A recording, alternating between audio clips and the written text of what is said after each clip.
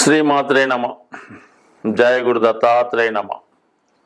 ఈ వీడియోలో మనం 2025వ సంవత్సరంలో ఏ రాశుల వారికి ప్రభుత్వ ఉద్యోగం అనుకూలంగా ఉంటుంది, అలాగే ప్రభుత్వ ఉద్యోగం కాకుండా వారు చేసే ప్రయత్నాన్ని బట్టి ఒక పెద్ద జాతీయ అంతర్జాతీయ స్థాయిలో ఉన్నటువంటి సంస్థల్లో ఉద్యోగంలో ప్రవేశించడానికి కానీ ఉద్యోగంలో మార్పు కొరకు చేసే ప్రయత్నాలకి ఈ 2025వ సంవత్సరం మన మే నెల నుంచి ముఖ్యమైనటువంటి గ్రహాల మార్పు కారణంగా ఏ రాశి వారికి ఏ ఏ ఫీల్డ్, ఏ ఏ పరిశ్రమలు, ఏ ఏ సంస్థల్లో అనుకూలత ఉంటుంది, అలాగే వారు ఉద్యోగం చేసుకుంటేనే మంచిదా లేదంటే వ్యాపారంలోకి మారితే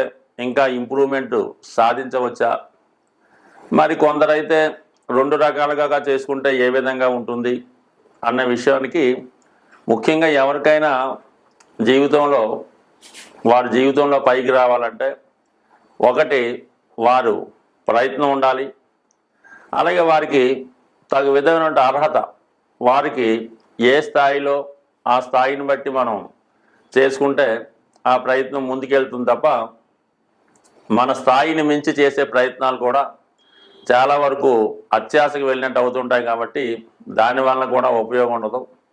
బట్ ఏదైనా మీ అర్హత, మీ స్థాయిని బట్టి ప్రయత్నం చేసినప్పుడు దానికి గ్రహాల యొక్క సహకారం కూడా కొద్దిగా యాడ్ అయ్యి అది మీ యొక్క భవిష్యత్తుకి ముందుకు తీసుకెళ్ళడానికి అనుకూలత ఏర్పడుతూ ఉంటుంది. అలాగే మనం ఏదన్నా ఒక వ్యాపారం చేయాలి అనుకున్నప్పుడు వరుసగా వస్తున్నటువంటి ఆ జాతకుడి యొక్క దశలు, అంతర్దశలు, ఈ గోచారంలో ఈ మధ్యలో ఏలినాడు శని, అష్టమ శని రాకుండా కంటిన్యూగా కనీసం ఒక 10 సంవత్సరాలైనా ఒక మంచి పీరియడ్ ఉంటే ఆ జాతకుడు ఆ ఫీల్డ్లో నిలదొక్కుని దాంట్లో ధనం, నేము సంపాదించడానికి అనుకూలత ఉంటుంది.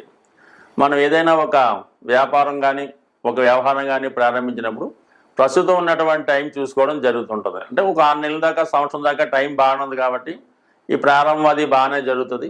ఆ సంవత్సరం 6 నెలలు దాటిన తర్వాత నెమ్మదిగా మరి ఆ బ్యాక్ పీరియడ్ స్టార్ట్ అయినప్పుడు మొత్తం క్లోజ్ అవ్వడం కూడా జరిగి చివరికి అప్పులు మిగిలే అవకాశం ఉంటుంది. కాబట్టి సో ఏదైనా ఉద్యోగంలో ప్రవేశించడానికి రాబోయే దశలతో పెద్దగా అక్కలేదు, ఫలితం అక్కలేదు. రాబోయే దశ బాగున్నా బాగుపోయినా ఉద్యోగంలో ప్రవేశించాక అది ఉద్యోగంలో ఒడిదుడుకులు ఎదుర్కొన్నా అది కంటిన్యూగా అవ్వడం జరుగుతుంటుంది. అంటే ప్రభుత్వ ఉద్యోగం అయినప్పుడు, మళ్ళీ ప్రైవేట్ ఉద్యోగం అయినా కాబట్టి కొంత ఆటుపోట్లు ఉంటాయి. బట్ ఏదైనా ఉద్యోగంలో ప్రవేశించాలనుకున్న వాళ్ళకి రాబోయే పీరియడ్ అంతా బాగలేకపోయినా ఇప్పుడున్న పీరియడ్ బాగుంటే అతను ఉద్యోగంలో సక్సెస్ అవ్వడానికి అవకాశం ఉంటుంది. అదే వ్యాపారానికి అలా కాదు, ఇప్పుడు పీరియడ్ బాగుండాలి, రాబోయే పీరియడ్ బాగుండాలి, ఆ తర్వాత రాబోయే పీరియడ్ బాగుంటేనే వ్యాపార పరంగా సక్సెస్ అయ్యే అవకాశం ఉంటుంది. కాబట్టి ఇన్ని రకాలుగా ఆలోచించి అధిక మొత్తంలో పెట్టుబడి పెట్టేవాడు ఇవన్నీ ఆలోచించవలసి ఉంటుంది.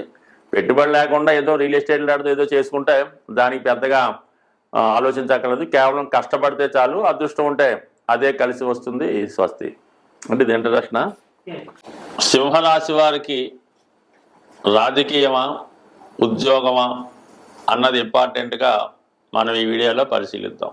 సహజంగా సింహరాశి అంటేనే ప్రభుత్వానికి సంబంధించింది. అంటే అటు ప్రభుత్వం అంటే ప్రభుత్వ ఉద్యోగిగాను, ప్రభుత్వాన్ని శాసించే రాజకీయవేత్తగా కూడా ఈ రాశి వారికి ఎక్కువగా అవకాశాలు ఉండడం జరుగుతూ ఉంటుంది. సాధారణంగా వీళ్ళకి వారసత్వంగా వచ్చే ప్రభుత్వ ఉద్యోగాలు లాంటివి ఉంటాయి. అంటే వీళ్ళ పెద్దవాళ్ళు రాజకీయ రంగంలో ఉండి ఏదో కారణం వల్ల మళ్ళా వారికి వారసులుగా వీళ్ళు రాజకీయ ప్రవేశం చేయడం జరుగుతూ ఉంటుంది. అలాగే వీళ్ళ తండ్రి గారు, తాతగారు గవర్నమెంట్ సర్వీస్లో ఉంటే వీళ్ళు కూడా గవర్నమెంట్ సర్వీస్లో ప్రవేశించడానికే ఎక్కువగా మొగ్గు చూపడం జరుగుతూ ఉంటుంది.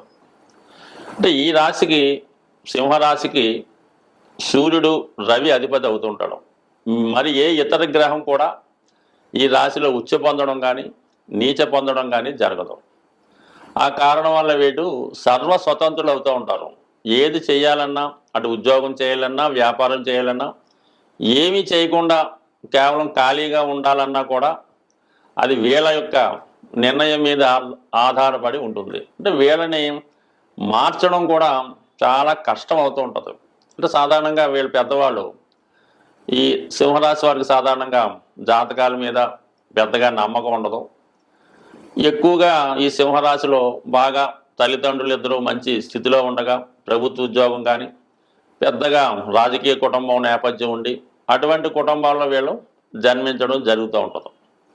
అంటే వీరు ఏదో ఒకటి అనుకొని ఏదో మనం ప్రభుత్వ ఉద్యోగమే ఉంటుంది చేయాలనుకుంటారు. అంటే ఒకరి కింద పనిచేయడం ఇష్టం ఉండదు కాబట్టి ప్రభుత్వ ఉద్యోగాన్ని ఎన్నుకుంటారు. ఏమనుకుంటారు, వాళ్ళ యొక్క విద్య దాన్ని బట్టి ఫస్ట్గా వాళ్ళు అనుకున్నది ఏంటంటే సివిల్స్, ఐఏఎస్ అన్నది వీళ్ళ జీవిత ధ్యేయంగా పెట్టుకుంటారు. సహజంగా దానికి వీళ్ళ తల్లిదండ్రులు కూడా మనోడు సివిల్స్కి వెళ్తున్నాడు, బాగుపడిపోయాడు, ఇంకా పర్లేదు, కంపల్సరీగా మా వాడు నెంబర్ 1 కలెక్టర్ అవుతాడని వాళ్ళు కళ్ళకు అంటూ ఉంటారు. ఈ అబ్బాయి కూడా వాళ్ళు అడిగిన ప్రతిదీ ఇవ్వడానికి రెడీగా ఉంటారు. చెప్పుకోవడానికి కూడా చాలా బాగుంటుంది. అయితే ఈ సమయంలో ఏదో ఒక సాధారణ ఉద్యోగం, చిన్న స్థాయి ఉద్యోగం ట్రై చేసుకుంటే తప్పు లేదు కదా, కానీ ఆ విధంగా వాళ్ళు ట్రై చేయరు. అదే ఏం పెట్టుకొని మామూలుగా సివిల్స్కి ఒక 6 సంవత్సరాలు 7 ఛాన్స్లు ఇస్తూ ఉంటాడు కదా, మధ్యలో గ్యాప్ తీసుకొని అటు ఇటు మొత్తం మీద అదే ప్రయత్నంలో 10-12 సంవత్సరాలు టైం వృధా చేయడం జరుగుతూ ఉంటుంది. ఎవరో ఒకరు సక్సెస్ అయిన వాళ్ళు లేకపోలేదు, కానీ ఇది కొంతమందికి విషయంలో మాట. ఎవరైతే కళల రూపంలో ప్రయత్నం లేకుండా కళలు కంటూ సివిల్స్ రాస్తున్న వారు కానీ, గ్రూప్ 1 కానీ ఏదన్నా ఏదో ఒక ఉన్నత స్థాయి ఎన్నుకుంటారు. దానికన్నా చిన్నది ఉద్యోగం వచ్చినా కూడా దాన్ని వదులుకోవడం జరుగుతూ ఉంటుంది. సో ఈ విధంగా వీళ్ళు ఈ కాలాన్ని వృధా చేయకుండా వచ్చిన అవకాశాన్ని ముందుగానే చిన్న స్థాయి ప్రభుత్వ ఉద్యోగైనా ముందు చేరిపోతే చివరికి మాత్రం వీళ్ళ ఎండింగ్ మాత్రం ఖచ్చితంగా ఆ డిపార్ట్మెంట్ హెడ్గానే మరి వాళ్ళు రిటైర్మెంట్ అవ్వడం జరుగుతుంది. సాధారణ కౌన్సిలర్గా వీళ్ళు రాజకీయం ప్రవేశించిన కనీసం ఒక క్యాబినెట్ మినిస్టర్ స్థాయి కన్నా వెళ్ళడం జరుగుతూ ఉంటుంది. వాళ్ళు నిజాయితీగా ఎవరు వెన్నుపోటు పడకుండా నిజాయితీగా ఉంటే 100% ఉన్నత స్థాయికి వస్తారు. ఎలాగొస్తారు, చిన్న స్థాయి నుంచి పై స్థాయికి వెళ్ళడం జరుగుతుంది. ఎందువల్లంటే ఈ సింహరాశికి 6వ స్థానం అన్నది మకర రాశి, దానికి శని అధిపతి. అది సర్వీస్ చెప్తుంది. ఒకరి కింద సర్వీస్ చేస్తూ వాళ్ళు చెప్పింది జాగ్రత్తగా పని నేర్చుకొని ముందుకెళ్తే బ్రహ్మాండంగా రావడం జరుగుతూ ఉంటుంది. సో అలాగే భాగ్యంలో ఈ రాష్ట్రాధిపతి ఉచ్చ పొందుతూ ఉంటాడు. అందుకని కంపల్సరీగా వీళ్ళు ఎప్పటికైనా ఉన్నత స్థాయికి వెళ్ళడం అయితే జరుగుతూ ఉంటుంది. సో అందువలన ఏంటంటే ఒకేసారి 100 మెట్లు ఎక్కడం కన్నా ఒక మెట్టు ప్రయత్నం చేస్తే అటు రాజకీయం కానీ ప్రభుత్వ ఉద్యోగం కానీ 100% వీళ్ళకి సక్సెస్ అవుతుంది. అలాగే వ్యాపారం అన్నది ఏదో పెద్ద సైజు వాళ్ళు వారసత్వంగా వచ్చినటువంటి ఇండస్ట్రీస్ వాళ్ళటువంటి పర్లేదు, కానీ చిన్న చిన్న వ్యాపారాలు సాధ్యమైనంత వరకు వీళ్ళకి ఇష్టం ఉండదు. అంటే వీళ్ళని ఒకరిని రిక్వెస్ట్ చేయడం, ఒకరిని బతిమాలడం, ఒకరికి అనుకూలంగా మాట్లాడడం, ఇవన్నీ వీళ్ళకి పెద్దగా ఇష్టం ఉండదు. కాబట్టి కంపల్సరీగా వీళ్ళు అధికార హోదానే కోరుకుంటూ ఉంటారు. బట్ ఏదైనా ఈ రాశిలో మఖా నక్షత్ర జాతకులు సాధారణంగా వాళ్ళ పూర్వీకులు తాత, తండ్రి, ముత్తాత ఏదైతే చేస్తారో అదే వృత్తిని వీళ్ళు చేయడానికి ఇష్టపడుతూ ఉంటారు. సాంప్రదాయ వృత్తులనే ఎక్కువగా మొగ్గు చూపుతూ ఉంటారు. సో అలాగే ఈ రాశి వారు పాత వాటికి, అంటే పురాతనటువంటి ఎండోమెంట్స్ డిపార్ట్మెంటు, జులాజికల్ లాంటివి, భూమిలో చంపే పురాతన వస్తువులకి బాగా ఇంట్రెస్ట్ చూపిస్తూ ఉంటారు.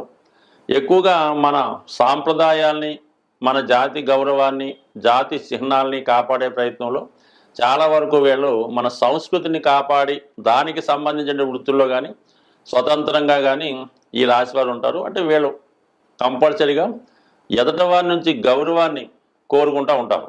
ఒక్క గౌరవం ఇస్తే చాలు ఎంతైనా వీళ్ళు చేయడానికి, త్యాగం చేయడానికి సిద్ధపడుతూ ఉంటారు.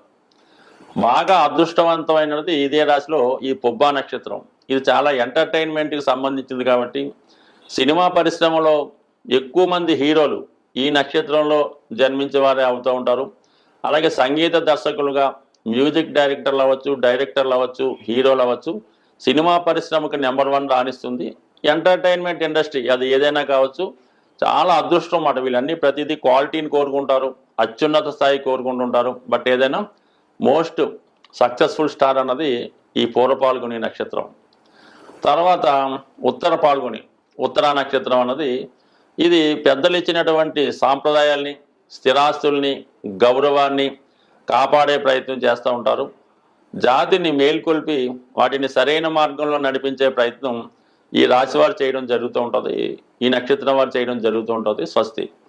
ప్రస్తుతం వృత్తిపరంగా ఎంత ప్రయత్నం చేసినా సరైనటువంటి వృత్తిలో మనం స్థిరపడలేకపోతున్నాం అనుకున్న వాళ్ళకి వారి యొక్క ప్రస్తుతం జరుగుతున్నటువంటి జన్మ జాతకంలో దశ అంతర్దశలను బట్టి ఆధారపడి ఉంటుంది. ఇప్పుడు మనం అనుకున్నది అంటే కేవలం కామన్గా గోచారీత్యా ఉన్నటువంటి ఫలితాలు, తర్వాత సహజంగా ఏ రాశి వారికి ఎప్పుడు ఏది అనుకూలం అనుకున్నాం. అయితే అన్నిటికీ ఒకే పరిహారం అన్నట్టుగా ఈ ఉద్యోగానికి అంటే ఒక క్రమశిక్షణ ఉద్యోగం అంటే సూర్య భగవానుడు ఖచ్చితంగా టైంకి సూర్యోదయం అవుతుంది, సూర్యాస్తం అవుతుంది. ఎంత వర్షం వచ్చినా ఏది వచ్చినా సూర్య భగవానుడు ఆ టైం టు టైం తన పని చేసుకుంటూ వెళ్తూ ఉంటాడు. అలాగే ఏదైనా వృత్తిలో స్థిరపడాలనుకున్నకి ఒక క్రమశిక్షణగా ఒక ఉదయం వేకువజామునే లెగ్స్ ఉండడం, అలాగే సాయంకాలం సమయంలో నిద్ర, ఇవన్నీ ఒక టైంలో పంచువాటిగా చేయాలి.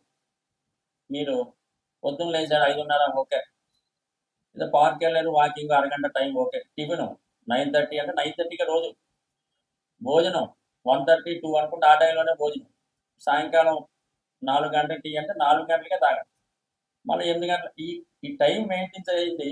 మీరు ఖాళీగా ఉండండి, కానీ ఈ ప్రతి పని కూడా ఒక టైంకి పర్ఫెక్ట్గా చేయడం వల్ల, అలాగే మీరు ఎక్కడ ఉన్నారు మీ మదర్కి ఫోన్ చేయండి ప్రతిరోజు అదే టైంకి, లేచినంటే ఉదయం 7 గంటలకి అదే టైంకి మీరు ఫోన్ చేయండి, ఆవిడ ఎదురు చూస్తుంటారు, మీ పని కార్యక్రమం పూర్తవుతుంది. ఈ విధంగా ఒక టైం ప్రకారం సిస్టమేటిక్గా మీరు నిరుద్యోగిగా ఉన్నా ఉద్యోగం ఉన్నా ఈ టైం సెన్స్ పాటించడం వల్ల కంపల్సరీగా మీ యొక్క వృత్తి వ్యాపారాలు ఇంప్రూవ్మెంట్ అవుతూ ఉంటాయి. మీరు ఒక షాప్ పెట్టుకున్న కాలనీలో ఉన్నారు, ఒక్క మనిషి రానివ్వండి రానివ్వకండి, టైం మెయింటైన్ ఉదయం 6 గంటలకి షాప్ ఓపెన్ చేయమని బోర్డు రాయండి, 6 గంటల నుంచి సాయంకాలం 6 గంటల దాకా ఉంటుంది. ఎంత ఇబ్బంది వచ్చినా ₹1 అమ్మకపోయినా ఉదయం 6 నుంచి సాయంకాలం దాకా ఓపెన్ అయి ఉంటే నెమ్మదిగా మీ కస్టమర్స్ పెరుగుతారు, సమయంగా ఆ టైంకి వచ్చి తీసుకెళ్ళడం కూడా జరుగుతూ ఉంటుంది. అదే ఒకరోజు 10 గంటలకి, ఒకరోజు సాయంకాలం 4 గంటలకు క్లోజ్ చేయడం, వర్షం వచ్చిందని సెలవు ఇవ్వడం, ఈ విధంగా చేయడం వల్ల మీ కస్టమర్ మీ దగ్గర రాడు, ఎక్కడో అక్కడ బయట నుంచి కొనుక్కొని మీరు ఉంటారో తెలియదు కాబట్టి వాడు ముందు ఏర్పాటుతోనే రావడం జరుగుతుంటుంది. కాబట్టి వ్యాపారం అయినా ఉద్యోగం అయినా క్రమశిక్షణ టైం మెయింటైన్ చేయండి. ఇదే దైవారాధన లాంటిది. Work is worship, duty is God అన్నట్టుగా మీరు ప్రవర్తిస్తే 100% ఉద్యోగం అయినా వ్యాపారం అయినా సక్సెస్ అవుతారు. దాంతోపాటు ఏంటంటే ప్రతిరోజు సూర్య భగవానుడి ఆరాధన, అంటే అతనే క్రమశిక్షణ కారణం అవుతుంటాడు.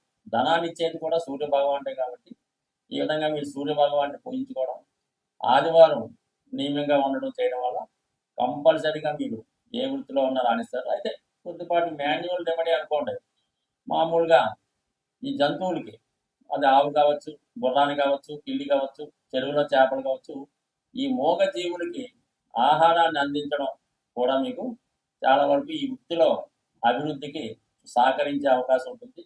ఈ విధంగా చిన్న చిన్న రెమెడీస్, ఎక్కువగా ఈ డ్రై ఫ్రూట్స్ ఉంటాయి కదా, ఎండు ద్రాక్ష, ఎండు ఖర్జూరం లాంటివి ఏదో ఒక మీకు అనుకూలమైన రోజు ఎక్కడ ఉన్నటువంటి మరి సాధువులు లాంటి వాళ్ళకి ఈ డ్రై ఫ్రూట్స్ పంచిపెట్టడం వల్ల చిన్న చిన్న వృత్తిపరమైనటువంటి చికాకులు, అంటే ఏదన్నా ప్రతిదానికి ఒక రెమెడీ, ఒక సమస్య ఉంటుంది.